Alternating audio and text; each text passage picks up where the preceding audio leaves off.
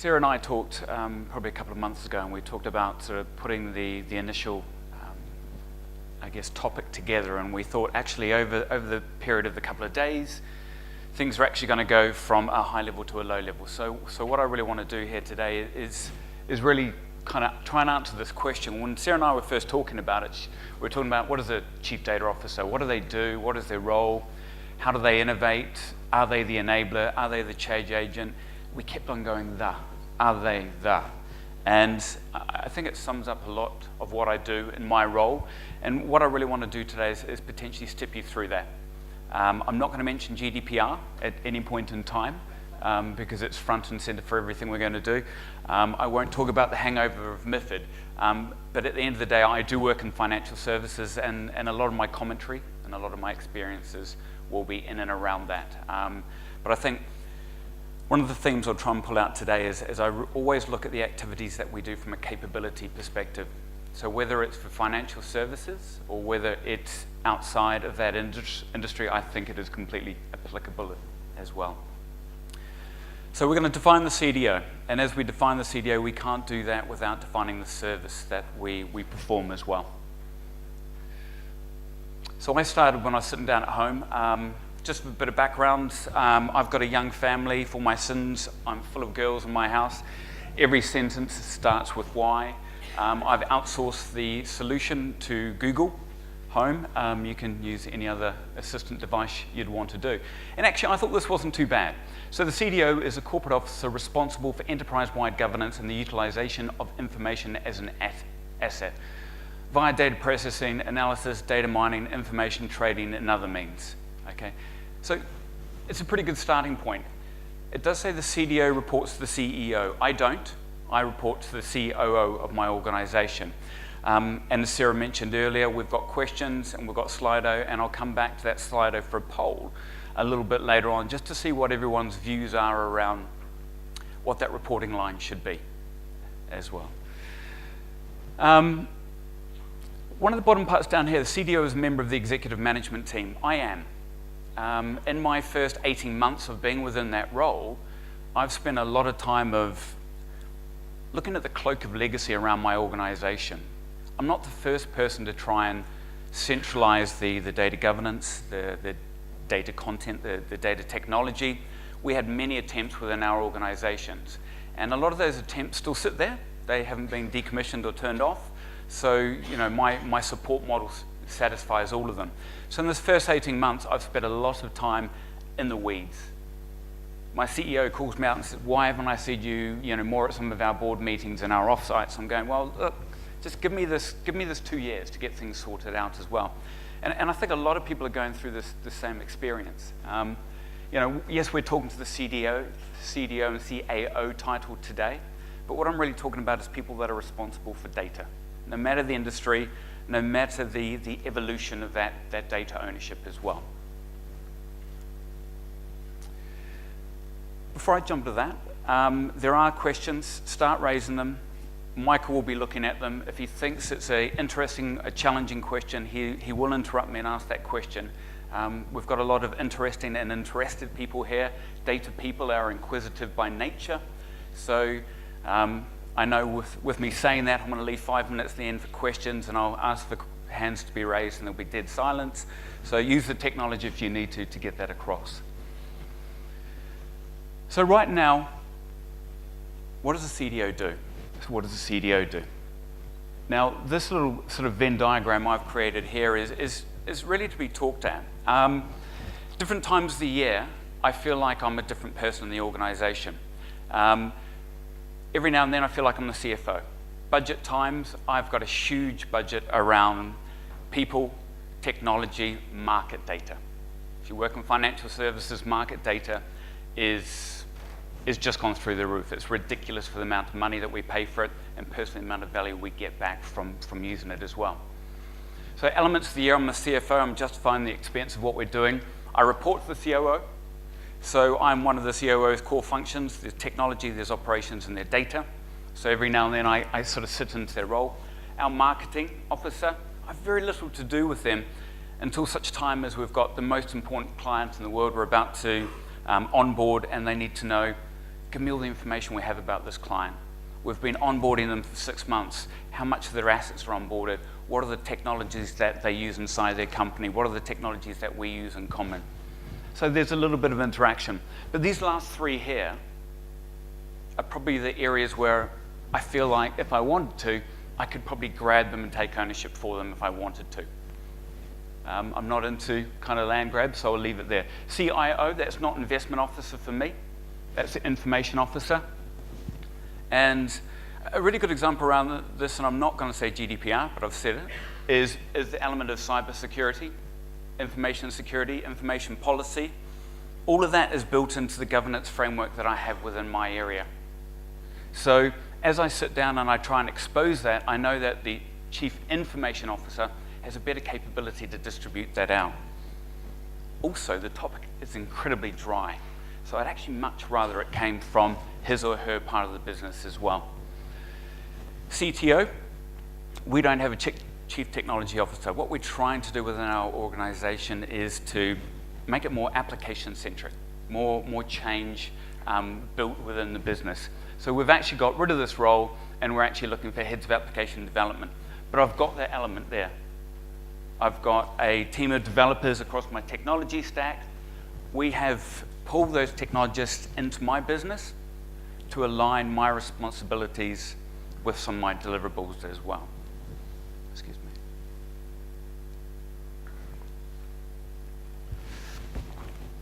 The last one down here looks like I'm kind of calling myself out twice. Chief Digital Officer. I'm an asset manager within a very large live company. We've got a fairly immature approach to our digital model. I'll be openly honest about that. I think my new CDAO would say exactly the same thing, Chief Digital Officer. Him and I are spending days and nights together. As we try and build out that service, we're trying to be a little bit different. A lot of people, especially in financial services, have put a robo-advisor out there, have put a veneer across their existing architecture. We are trying to take the office of the CDO, the data officer, we're trying to look at the data services, the data technology that we provision, and we're trying to see how we can build from the core outwards the digital engagements that we're working with. This is very difficult just because of that cloak of legacy that we've got, the technology that's sitting around our organization. But I do feel like some organizations, that person can be the same person. The reporting lines for our CDO, the digital officer right now, is straight into the CEO of both our group and our investment management company. So we've made a huge commitment to doing that. In defining the CDO, I did the typical Google search. Obviously, I'm Android, Google through and through. You've probably got the hint on that one now. And I found this quote, which I think is absolutely brilliant for my end-of-year review, but I don't think it's correct. And that's really because I find some of the most successful data people out there are the ones that have the flattest architecture possible. And I mean architecture in an organizational perspective rather than a technology one as well. How do we define what my role is? And I think the best way to define what my role is, especially when we're talking to traditional C-level people, I'll come on to it a little bit later. Data is still new. We're still evolving what we do. But keep some simple principles, repeat them consistently, get that elevator pitch out there very early. I frequently talk about capabilities. I don't quantify it all the time, but I'll go and say 7 of our 10 capabilities are 100% complete. Data people kind of get it, maybe the CEO doesn't. But we need to talk about the innovation, the scalability, the agility of the services that we're providing. And we make sure that everyone within the data management office is aware of this as well. And we repeat it again and again and again. Always listening, always learning. I encourage people to spend time out of the office. I encourage people to get all the technology providers that you can see out there today to come into our office so we can tell them what are our problems. When Michael and I had our first catch-up, I was busy trying to get rid of this conversation so I could hear more about his product. I want to know what it does, so then I can go and say, these are the problems that I've got, to see whether there's a natural fit for doing it as well. We've got a great appetite for new technologies within our organization, and that digital is going to fast track that as well. So obviously, if you told told a group of vendors that you have a data problem, you'll never be lonely, right? They'll call you incessantly. So how do you, when you invite those vendors in, do a quick sort of, I want to listen, I want to hear, and I want to discern if this is interesting to me? That would be helpful, I think, for the group. So that everyone can practice their pitch when they come in to see me next week. I always do a bit of a briefing. Well, I always take a 10 or 15 minute call with my data architect, my head of data management, my head of governance, to actually sort of talk them through what our problems are. And I think it's really important to be open and honest about this. Share those problems out with them, and ask them to come back and play back practical and hopefully existing solutions they've provided in this space. That would be it in summary. I think you need to be open and honest about whether you have got budget. A good example was last year. MIFID did completely take all of my budget, and I need to have the open, honest conversation with people. It's like, hold on, give me another 6 months. I'll get the budgets again in January, but I just need to keep a focus on this. It's regulatory, it's mandatory. I've got no other option around it to get it done, which will bring me back to capabilities in a second. Okay. Always learning. Continuous improvement of our process, continuous improvements of our mindsets. Leaders cast long shadows. I do exactly the same thing. I'm always on Get Abstract because I need that little bite-sized data nugget of knowledge to determine whether I want to go deeper into the understanding. I worked in Fintech for 7 or 8 years. I miss that dynamic engagement with the market constantly. I think a lot of organizations can start to work in silos. And they can start to think that their architects and their way of thinking is the best way. My general view is it's not. Back to Michael's point, get those solution providers in, and you'll get some really, really good ideas. Don't just kick the tires, be honest about it and say what you can or can't do. The other thing I will say to any of the providers that are sitting in the room right now, there's really common capabilities out there right now around some of the big data, the crypto, the distributed ledger technologies, machine learning, AI. A lot of people will go and bring in all of these capabilities. They haven't asked the question what my problems are, and I'm sort of sitting there going, actually, your company could be worth 10 times what it's worth now if you just focused it on an industry or a problem rather than just throwing one of those technologies at it as well. Oxford has got a new 10-week online fintech course. I did that at the back of last year. I didn't really have the time for it. It was fantastic. There was 900 people from across the world. I'm of that age where online learning feels like a bad way of learning. It was amazing. It was brilliant. The network was fantastic. It was a 10-week, deep dive into all of that information. And to be honest, it gave me that impetus to want to get back into the fintech space, but I am staying where I am, at least for now. Don't become a scapegoat. If there's ever a reason why something has failed, a project, a process, or something, I get personal about this, but it's always, we had the wrong data. The data quality wasn't right. We didn't get it at the right time. It's always data, and quite often it is. Sometimes technology, I'll throw it out there as well. But it's just really important to recognize that people have identified that data is important to them and find a way to convert that frustration at the data to some level of empowerment. Unfortunately, that empowerment needs to come from the executive engagement, both through funding and sponsoring to grow the team in the right way.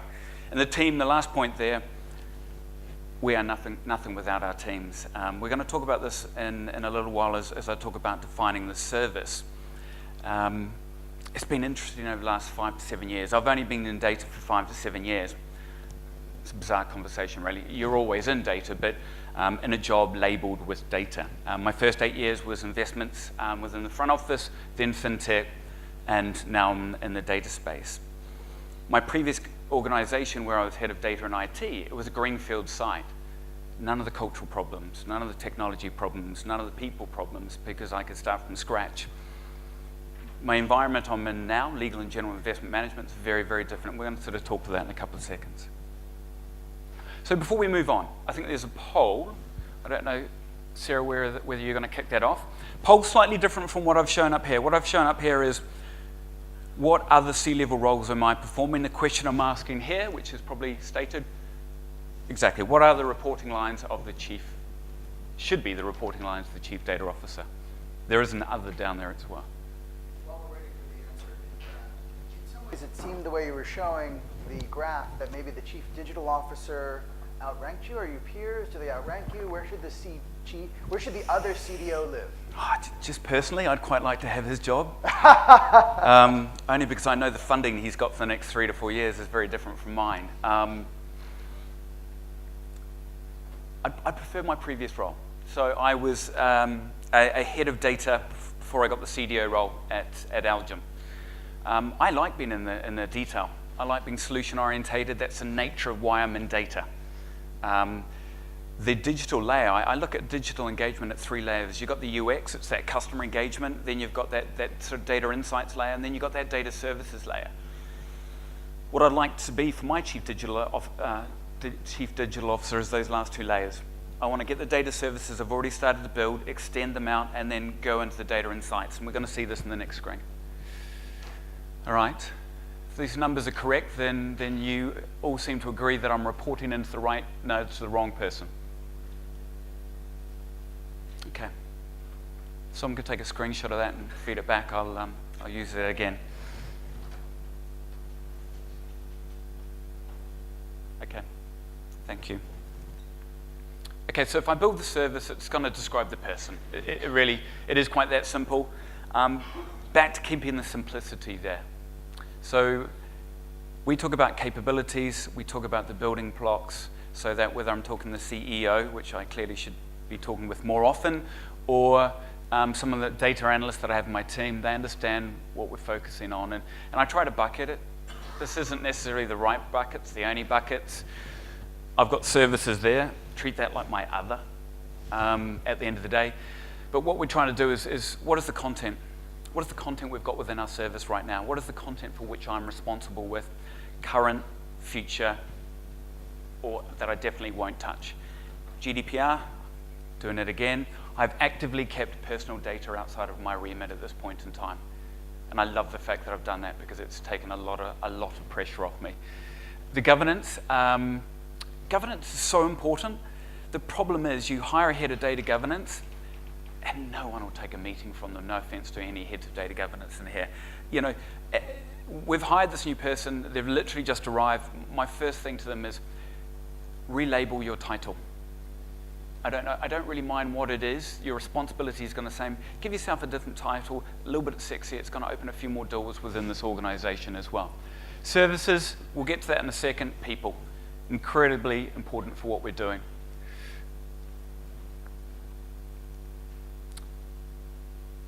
Across the top, here's I'm going to say evolution, but it's not necessarily correct. I talk about the ability, and I think Harvard Business Review put something out maybe a couple of years ago now, actually, which was about defensive and offensive data strategies. And I kind of get it. I think they talk about defensive being on the left-hand side and the offensive being on the right-hand side, but I talk about providing data, creating information, or generating value. Don't get me wrong, the CDO can live in this space here. They can just look after defensive data. They can be completely successful. It's absolutely dependent on, I guess, the attitude and the style of the CDO and potentially what the executive believe that person should be creating. So for me, I think as an evolutionary perspective from providing that data all the way out to creating the value as well. So what I really want to do is just give a bit of a practical background to, I guess, how I landed at Legal and General Investment Management and how we're trying to move it forward. It's a bit blurry up here, so I'm assuming you're probably experiencing the same issues down there as well. Again, use some of the technologies to ask the questions. So I arrived with the team that was in place, a team that was predominantly lifted out from operations and IT. I don't think there's any surprise in this space at all. If I talked to those people, and if I looked at my HR department and their Hayes and McCleggan benchmarking capability we have in financial services, I didn't have a section for data. Data wasn't seen as a career. It's unfortunately. So all of a sudden I'm thinking I've made a commitment to my career in data and it's not a career. I think it's completely wrong. But what we also had is that we had very IT-led previous attempts at creating a centralized data management function, content governance services, etc. And because of that project-led nature and that IT focus on it, what we had is very application-centric and change owned by IT. That's not necessarily a problem, but it wasn't the most effective way of doing it within our organization. And I'll give you some examples. We were implementing a couple of front office systems. One, we've got a very large passive investment management. So a lot of our investment managers just reconcile against an index. Relatively straightforward activity. And so a lot of the projects would go and say, we need index data. We need it to get into this investment management system. And then the requirements came in and said, we need these 10 fields. And so what happened is we had 10 fields made available from the central function into the system. It's not the right way to do it. The right way to do it is to go and say, actually, I've paid for this data and it's really expensive, and they can give me 200 fields. You bring all that data in. The technology, the memory, and everything around it these days, just bring it all in. Yes, I'll put my focus around 10 to start with, but I want to make sure that when my new customers and clients come on board, those other 190 fields can just be a business activity of extending them out and adding them to it as well. So that was one of the issues. It's a cultural issue. Changing that is incredibly difficult. Culture doesn't change overnight. It has to happen at every single level. And culture won't change without some quick wins. That whole environment doesn't support quick wins. But you can overcome it. The other thing is I had, I think, 5 existing data marts, data hubs. And the reality is what I could see is that we didn't turn things off. So if I added a 6th, I know I would still be supporting 5 for a long time. It's not just that we didn't. I think everyone here knows that it costs 5x to decommission in a system as it does to implement it, especially after a number of years that you may have it in there as well. So that was really what the environment was. Everything was about moving it into something that I kind of disdain a little bit, into our house canonical model. Okay? Modeling all our data in a structure, having tons of architects doing that. In this day and age, it's just not necessary, at least for everything that you do. So those were some of the hindrances to moving forwards. There was literally no governance, limited policy, some standards. I could live with that. My view with governance, it's like, probably the best way to describe it, owning a house, buying a house. Buy the house, live in it, get your feel for it, and then apply some of the refurbishment. Same thing with the governance. Get in there, understand it. Then when you understand the lay of the land and what's going to work, then jump into this next section here. So we've been moving across over the last 18 months. One of the items up there is business accessible. And I say that because a lot of people talk about the solutions on a Visio diagram or a PowerPoint, and they have that data marked in the central part of the presentation. I think every single vendor does it on their presentations as well. You'll find that their solution is in the middle of everything. Data, unfortunately, is. Walking around the organization, listening and learning, back to that comment again, people are going, this is the 5th attempt at doing this, Andrew. You're probably going to fail again. The revolving door of the CDAO will, come to you eventually. And that's fine. I was prepared to take a couple of years' chance at making that work, but it was, how do I overcome the thinking process? Again, I need some quick wins to get this done.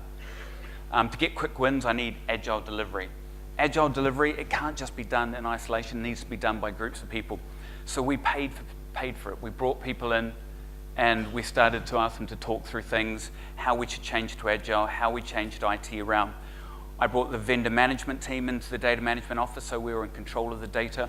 I brought the IT people into the data management office, so the alignments were right. What do I mean by that? I mean the fact that if I've got an idea for what a solution should look like, I should be building it, I should be implementing it, and I'm going to have to run it. And what happens is that you don't get left with that scenario that someone else builds something that was designed 2 years ago, gets dumped, and you go and say, that doesn't really work for me. I need another 4 FTEs, full-time employees, to satisfy it. It's not a very scalable model for how that works. So just jumping through, I'm just going to jump through a couple of the things that are going to be discussed in much greater detail over the next sort of day and a half. We actually got out there and we hired that change manager. Again, that was very useful. We hired the head of governance, who's going to relabel themselves. We're looking at tooling in that space right now. I'm glad we didn't rush into it too quickly. Some of the tooling around glossaries, metadata layers, et cetera, because of some of the activities we've done by adding in, the data lakes, the microservices. So instead of being application-centric these days, we actually publish very well-defined and described data services. We allow people to come in and build off the top of that. It makes my support model a lot easier. The technology around it is super easy. The version control, the management's been brilliant as well. The data lake originally was just used as a way of getting the data in its unmodeled and native format. Worked wonderfully. Very nervous people in my organization around data lakes because they always read the bad stuff. We've been successful with that. We've put a governed environment around that data lake, and we've actually now started to use that to engage with partner labs. Investment management, not the most innovative organizations in the world, maybe incrementally, definitely not from a disruptive perspective. So we've recognized that limitation in both the funding and the culture around it, and we've worked with labs. And so we've worked with labs who've come in and done proof of concepts around the data that we've got within our different lake environments. And it's been phenomenal. The insight within 2 or 3 weeks of what we can generate, we can take back to the C-levels and go and say, here's some information, maybe you see this as value as well. Because the microservices, we've got the self-service. What are some of the other things? The digital agenda we've talked at a little bit earlier. So now that we are in this space, I come to this data scientist, and apologies for any data scientists in the room, but it's a bit of a misnomer. If I go and get that, if you do a search on Google, you'll find this picture of the perfect data scientist. They don't really exist. If they do, I really can't afford them at the end of the day. But there's some excellent sort of resourcing, some graduate resourcing teams out there that we're using to backfill to make sure that we've got the right types of people that are coming back into our organization as well. So with all that in mind, and I'm happy to talk to anyone about this afterwards as well in greater detail, what does it leave me with the ability to do? All of this. MiFID last year, everyone talked about MiFID as this monstrosity in financial services. For me, it was excellent. This gives me a transaction capability that I never had before. I've now got millions of transactions running through my systems every single day, fully governed, and a byproduct of that is I'm doing all of my MiFID reg reporting.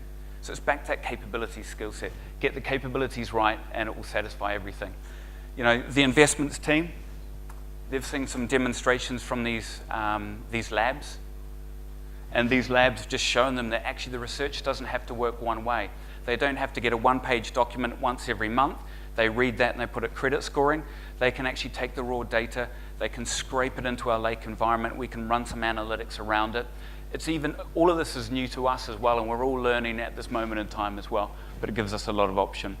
So if we want to finish, probably the last thing I do have to say, if there ever was a data scientist, and I do love this quote, Lord Deming, without data, you're just another person with an opinion. Thank you very much for listening. I know we're slightly running over time. I'll get 2 questions. My favorite Deming quote is, in God we trust, all others must bring data.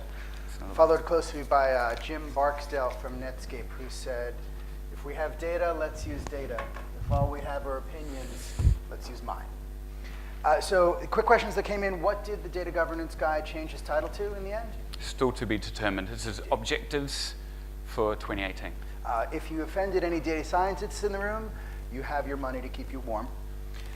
A good question that came in, who do you spend the most time with among the other executives in your organization that you showed on the circle diagram there? Digital. The CDAO. It's just current, upfront, central. There's so much money we're spending on that, we just need to start getting some quick wins to show what we can do. Hashtag CDO envy. So thank you very much, Andrew. Really appreciate it. Thank you so much. Thank you, Michael.